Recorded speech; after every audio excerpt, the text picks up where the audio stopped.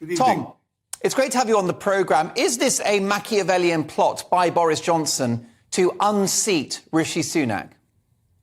Well, I don't think there's any secret that Boris blames Rishi for his downfall, and he thinks that Rishi plotted against him and by resigning at the beginning then forced the other 60 ministers to withdraw their support for Boris. The trouble is that Boris cannot come to terms with the fact that he lost office, having won his spectacular election victory, all because of his own conduct. It was all his own fault. And he just will not reconcile himself to that reality and that truth. And he has no contrition and doesn't know how to actually rebuild at the moment his popularity. However, there's no doubt that Rishi is playing a very, very strange and I think fatal game in these Irish negotiations, because the ERG group and the DUP are not being taken into his confidence about what he is doing. And I had dinner last night with a leading member of the ERG group who is frankly puzzled. What is Rishi playing? And he's playing at the moment into the hands not only of the EU, but also of Boris. And that is the problem. He's not a proper politician. And he's got, 3 days now to pull the rabbit out of the hat and produce a deal. And at the moment, the thinking is that he doesn't have it. What are the motivations of the subject of your book, Boris Johnson?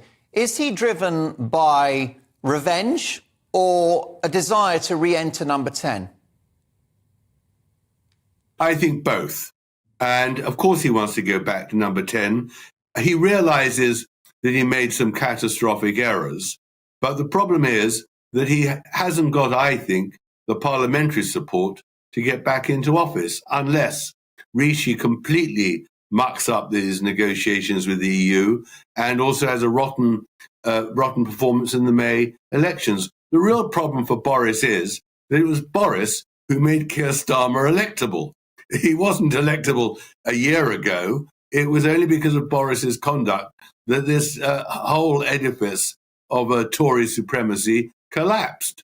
And Rishi is not a great politician, and that's being polite. He is allowing Boris the freedom to express his opposition to a deal which is not yet announced, and in my belief, not even yet formulated.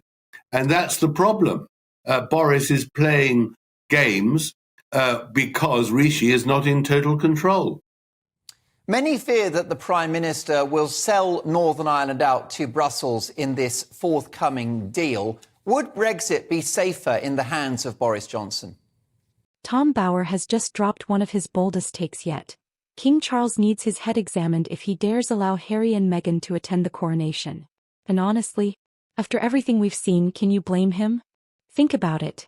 These two spent years tearing down the monarchy on Netflix, Spotify, Oprah, and in Harry's memoir Spare. Then they want to show up smiling at the ultimate symbol of royal unity? It would be hypocrisy at its finest. Tom Bauer argues that allowing Meghan and Harry back into the royal spotlight would be a disaster. Imagine the headlines.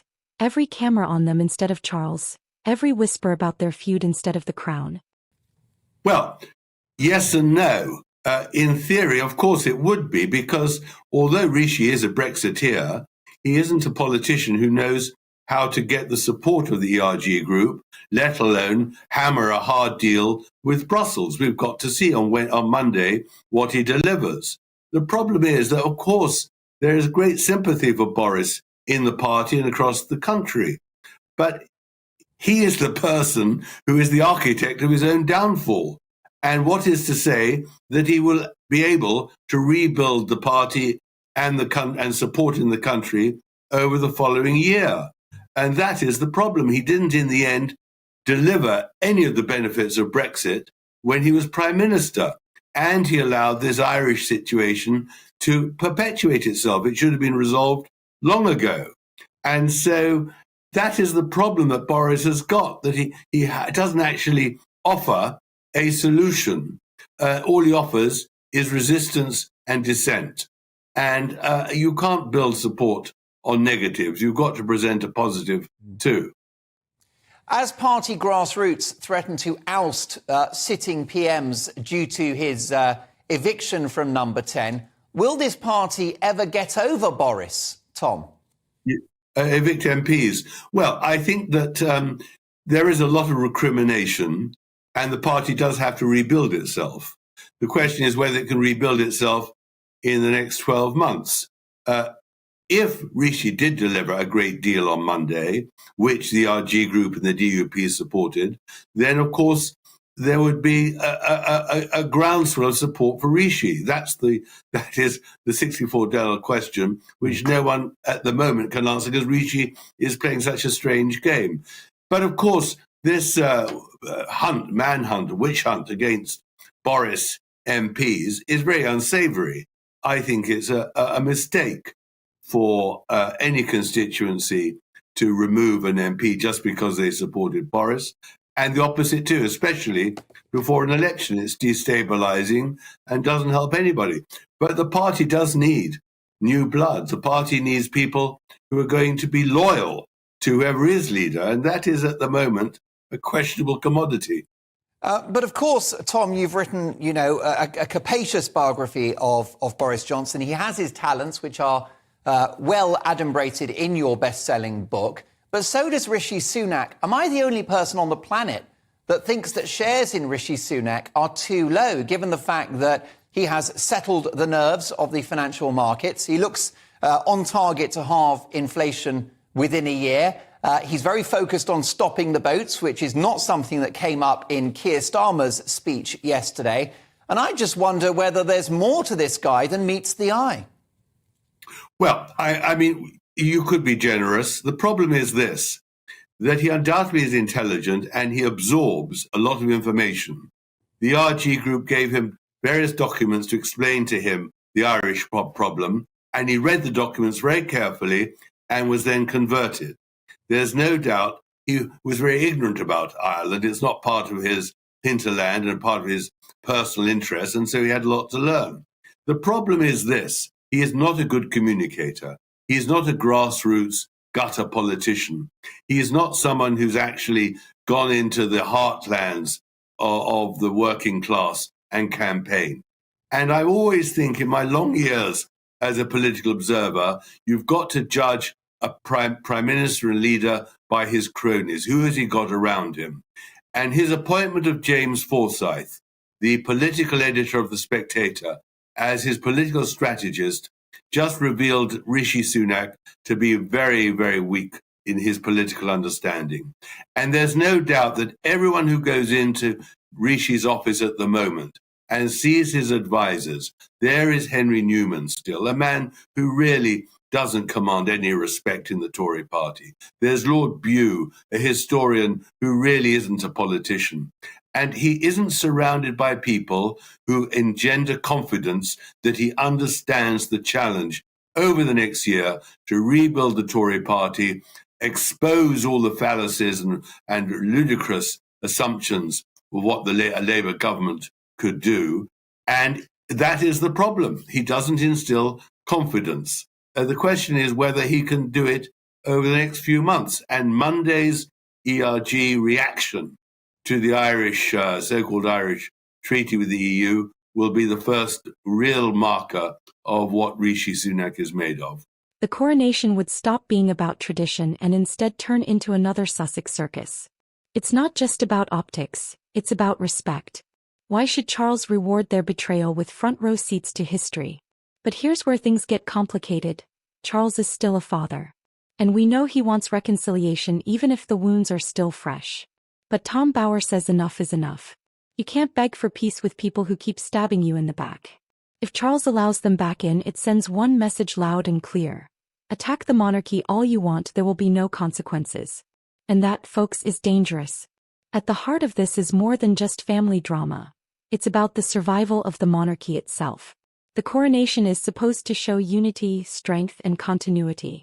If Harry and Meghan walk in, smirking for the cameras, it shows weakness instead. Tom Bauer, Ukraine a year on, a low for the world, but one of the high points of Boris Johnson's premiership. Absolutely.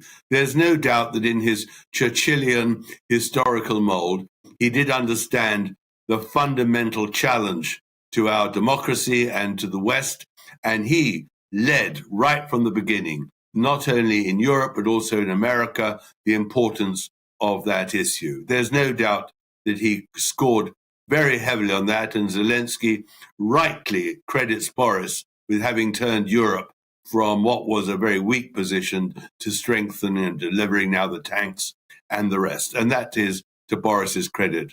But the problem is that that doesn't win elections.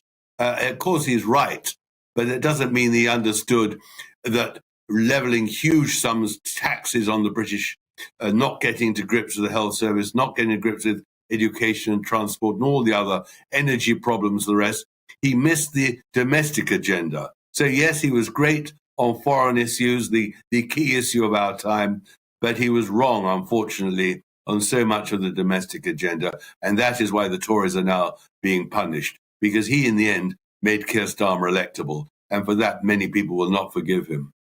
Tom, we could spend the hour on the subjects of your various best-selling biographies. Your latest is Revenge, Meghan, Harry and the War Between the Windsors. We saw the popular animated comedy show South Park mock the couple last week with a storyline in which they go on chat shows on their so-called privacy tour. We want privacy, we want privacy. This couple, they've become a laughingstock, haven't they? Well, thankfully, yes. People have finally realized that what shallow people and adventurers they are, that they are people with little proper credibility. The only person at the moment who I fear doesn't realize what a laughingstock they are is the King of England, who, if we're to believe that he really wants them at his coronation, needs to have his head examined. I mean, they're the last people who should be coming to London in May for that very, very important occasion, because they would absolutely undermine the solemnity and the importance of the coronation. So thankfully, the Sussexes are shooting themselves in the foot and in the head and everywhere else, and making themselves our laughingstock and being absolutely now exposed for what they really are, which is money-grabbing attention seekers. But I just hope that King Charles realizes they're not welcome in Britain and they're going to do him no good at all. And let's not forget, the public isn't buying what Harry and Meghan are selling anymore. Their popularity is in free fall. Would inviting them really help the monarchy, or humiliate it? Tom Bauer says King Charles would be out of his mind to let Harry and Meghan anywhere near the coronation. And honestly, he might be right. But what do you think? Should Charles put family first or the monarchy first? Let me know in the comments below.